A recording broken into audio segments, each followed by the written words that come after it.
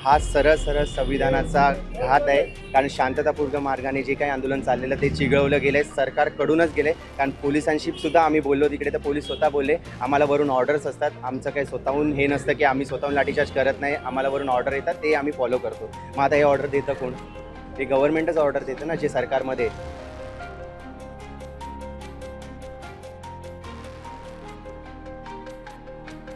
सगळ्यात पहिले सुरुवाती पोलिसांनी केलेली, त्यामुळे एका दुसरा पोलीस त्यामध्ये आला असेल आणि तीच व्हिडिओ व्हायरल केली जाते की एका पोलिसाला मारलं जाते.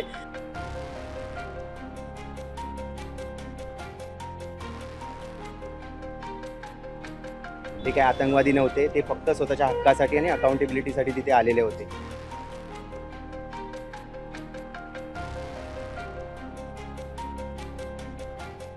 दिल्ली येथील जंतर मंतर या ठिकाणी जे आंदोलन सुरू आहे विद्यार्थ्यांच्या हक्कासाठी, त्या आंदोलनामध्ये सहभागी झालेला एक विद्यार्थी आता माझ्यासोबत आहे. तो डोंबिवलीमध्ये राहतोय. त्याच्याकडून ऐकूया की नेमकी त्या ठिकाणी काय परिस्थिती होती. तू जंतर मंतर इथे जे आंदोलन झालं त्यावेळेला तू सुद्धा तिथे होता. आपण बघतोय की सोशल मीडियावर अनेक व्हिडिओ जे आहेत ते व्हायरल होताना दिसत आहेत. नेमकी परिस्थिती काय होती त्या ठिकाणी? नेमकी परिस्थिती अशी होती की मी सकाळी 6 वाजल्यापासून तिथे होतो आणि जे काही स्टुडंट होते, जे खूप जास्त प्रमाणात तिथे जमलेले होते, त्यांच्यापैकी कोणी असं नव्हतं की जे सरकारविरोधी तर घोषणा होतच होत्या, पण देशाविरुद्ध घोषणा करेल असं कोणी नव्हतं तिकडे की जो देशाला नाव खराब करेल असं काय होईल. ते आपापले बसून देवाची गाणी वगैरे नॉर्मल गोष्टी त्यांच्या चाललेल्या होत्या. पण ज्यावेळी जे बॅरिगेड लावलेले होते त्याच्या पुढे जेव्हा जे पोलीस तिथे होते ते मुद्दामून असे बॅरिगेड अडवत होते ज्याच्याने स्टुडंट पुढे जाऊ नये म्हणून. मग त्यावेळी जेव्हा कोणी एखादा स्टुडंट पुढे जाण्याचा प्रयत्न करत असेल तर त्यांच्यावरती लाठीचार्ज केला जात होता. आणि जे व्हिडिओ व्हायरल होता ज्याच्यामध्ये दाखवलं जात आहे की स्टुडंटनी पोलिसांना मारलं आहे, तर ह्याच्यात मी एकच सांगेल की सगळ्यात पहिले सुरुवाती पोलिसांनी केलेली, त्यामुळे एका दुसरा पोलीस त्यामध्ये आला असेल आणि तीच व्हिडिओ व्हायरल केली जाते की एका पोलिसाला मारलं जाते. पण जी एवढी लहान मुलं, म्हातारी लोक वगैरे जे काही तिकडे आलेले त्यांना मी डोळ्याने बघितलं आहे. ते काही आतंकवादी नव्हते, ते फक्त स्वतःच्या हक्कासाठी आणि अकाउंटेबिलिटीसाठी तिथे आलेले होते. तर माझी एवढीच माग होती आणि आमची सगळ्यांची तिकडे एवढीच माग होती की अकाउंटेबिलिटी घ्या. 500 मीटरवर तुम्ही तिथे आहात, तिकडून येऊन फक्त एक बोला आणि हा मुद्दा बोलून जो सॉल्व होणारा होता 20 दिवसात तर तुमच्याकडनं झालं नाही. ॲटलिस्ट लास्टच्या दिवशी जेव्हा एवढीच जनसंख्या तिकडे जमा होईल हे तुम्हाला माहिती होतं, तरी देखील तुम्ही कुठली अकाउंटेबिलिटी घेतली नाही आणि पूर्ण जो काही काल मेस झाला तो करून आणलात आणि जी पॉवर तुम्हाला दाखवायची होती ती तुम्ही दाखवली. आता हा सरळ सरळ संविधानाचा घात आहे. कारण शांततापूर्ण मार्गाने जे काही आंदोलन चाललेलं ते चिघळवलं गेलं आहे, सरकारकडूनच गेलं आहे. कारण पोलिसांशी सुद्धा आम्ही बोललो तिकडे, तर पोलीस स्वतः बोलले आम्हाला वरून ऑर्डर्स असतात, आमचं काही स्वतःहून हे नसतं की आम्ही स्वतःहून लाठीचार्ज करत नाही, आम्हाला वरून ऑर्डर येतात ते आम्ही फॉलो करतो. मग आता हे ऑर्डर देतं कोण? हे गव्हर्नमेंटच ऑर्डर देतं ना, जे सरकारमध्ये. तर मला एवढंच म्हणायचं आहे की सरकारने अकाउंटेबिलिटी घ्यावी आणि जे काही मुद्दा जो बोलून सॉल्व्ह करता येईल तो बोलून सॉल्व्ह करावा. नक्कीच या ठिकाणी तू सांगितलं की पोलिसांकडून पहिले हल्ला करण्यात आला. जे विद्यार्थी बॅरिकेड्सच्या पुढे गेले तर त्यांना सुरुवातीला काही समज किंवा काही सांगण्यात आलं का पोलिसांकडून की थेट हा अटॅक करण्यात आलाय? बॅरिगेट म्हणजे असं नव्हतं. त्यांनी बॅरिगेट कसे लावलेले होते, 3 पार्टमध्ये बॅरिगेट लावलेले होते आणि जसं पोरं आतमध्ये जशी जमा होत होती मुलं, तसे ते बॅरिगेट मागे मागे सरकवत होते. त्याच्यामुळे आतमध्ये काय होत होतं की जास्त असा गर्दी होत होती आणि मग पोलीस काय करत होते, ते एखाद्या म्हणजे असं ग्रुपमध्ये डिवाईड करत होते, अर्ध्या मुलांना असं कोंडत होते. मग त्याच्यामुळे त्यांचं काय म्हणणं होतं, तुम्ही बॅरिगेट लावताना तर तिकडे जी एका ठिकाणी गर्दी जमली आहे ती तिकडे एका ठिकाणी न जमता आपण पुढे करूया, पुढे घेऊन थोडंसं हे करूया. पण पोलीस असं व्हायला देत नव्हते. एकाच ठिकाणी सगळ्यांना दांबून ठेवल्यासारखं पोलिसांनी दांबून ठेवलेलं होतं आणि त्यामुळे हे काही झालं ते झालं. कारण प्रत्येकाची इच्छा होती पुढे जाणं आणि आपला एक सहभाग तिकडे दाखवणं. आणि त्याच्यामध्ये मला नाही वाटत की आपल्या हक्कासाठी जर एखादा स्टुडंट जर येतोय तर तो काही चुकीच्या मुद्द्यासाठी तिकडे आलेला होता.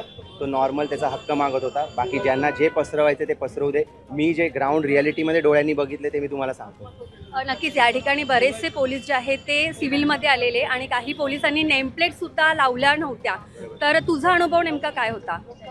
ते आलेलेच होते, पण आता कसं झालेलं की त्यांना जर कोणी काही क्वेश्चन विचारला गेलं ना ते डायरेक्ट दादागिरी करून अंगावर येत होते आणि त्यांच्या सपोर्टला जे वर्दीवाले पोलीस ते असल्यामुळे ऑब्व्हियसली त्यांना पॉवर आल्यासारखं ते वागत होते आणि ते डायरेक्ट अटॅक करत होते. तरुणी सुद्धा मोठ्या प्रमाणावर त्या ठिकाणी होतात. आपण अनेक व्हिडिओ बघतोय सोशल मीडियाच्या माध्यमातून, त्यांच्यावर सुद्धा वेगवेगळ्या पद्धतीने जे आहे तो अन्याय करण्यात आलेला आहे.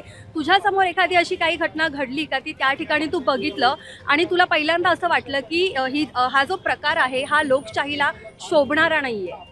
तसं तर पूर्ण जे काही झालेलं ते कुठलीच गोष्ट लोकशाहीला धरून नव्हती. कारण आजपर्यंत कधी लहान मुलं, छोटी मुलं आणि म्हातारे यांच्यावरती लाठीचार्ज झाला हे मी ऐकलेलं नाही आहे. आणि जे काही स्टुडंट आलेले ते काही सरकारला असं काही मागणी, काही स्पेशल मागणी करत नव्हते. एक बेसिक एज्युकेशन गव्हर्नमेंटने दिलं पाहिजे एवढीच मागणी त्यांची होती आणि तीसुद्धा ते देत नव्हते. आणि जर बघाल तर तिकडे आलेल्या सगळ्या मुलींना माझा रिस्पेक्ट आहे, जे काही तिथे आलेले होते, कारण त्या मुली खरंच एक वाघिणीसारख्या होत्या आणि एवढी पॉवर आणि तिथे एवढ्या हे होत्या की सोनम वांगचूक मॅडम, त्यांच्या ज्या मॅडम आहेत त्यांनी सांगितलं की सगळ्या मुलींनी पुढे या, समोर किती पण फौज असली तरी त्या पुढे जाऊन उभ्या राहत होत्या. एवढे ते हे करू. आणि असं नाही की ते पुढे गेल्या की डायरेक्ट त्या पोलिसांच्या अंगावर जात होते, ते नॉर्मल पुढे गेल्या आणि बसल्या, बाकी त्यांनी काही केलं नाही. तरी देखील पोलिसांनी त्याच्यानंतर जसं वातावरण चिघळवलं आणि त्यांच्यावरती अत्याचार झालेला आहे मुलींवर. आपण बघितलं की मेट्रो स्टेशन असेल किंवा इतर पब्लिक प्लेस असेल त्या ठिकाणी सुद्धा आंदोलन करते हे घटनास्थळी ज्या ठिकाणी आंदोलन सुरू आहे त्या ठिकाणी पोहोचू नये म्हणून पोलिसांकडून अडवणूक केली गेली.